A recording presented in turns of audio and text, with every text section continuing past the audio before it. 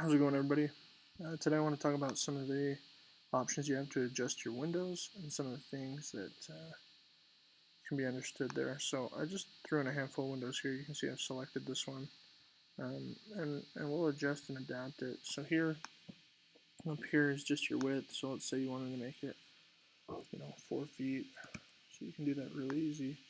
And the height, um, let's make it bigger too. Header height, we can change. This changes, if you're not familiar with it, this changes where the top of the window's at. So let's say we wanted it at 8 feet. 7 is definitely more standard, but let's just say we're going to put it at 8 for the sake of the video. And some of the things that are nice to have here to look at, if you click through, I'll show you. You can put on the HV grid, which basically throws like what looks like window panes through it. You can do this custom HV grid. You could do a simple prairie style, so I'll show you what that would look like. Let's see once it loads.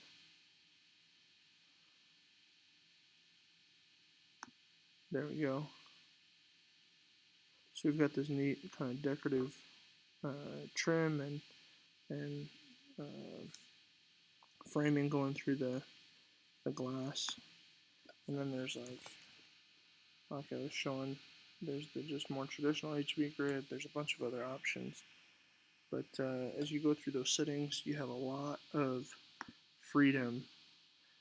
And over here, you can choose like what type of window. If it's a casement, if it's up here, you have bay and awning, and you have metal, you have wood. You got tons of options.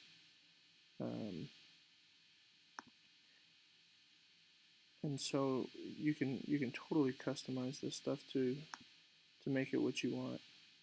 And another quick handy thing to note is these selectors up here.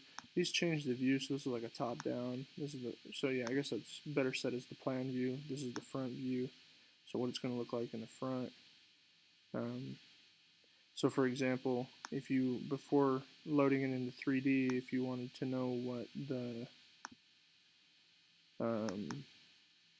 HV grid was going to look like, say,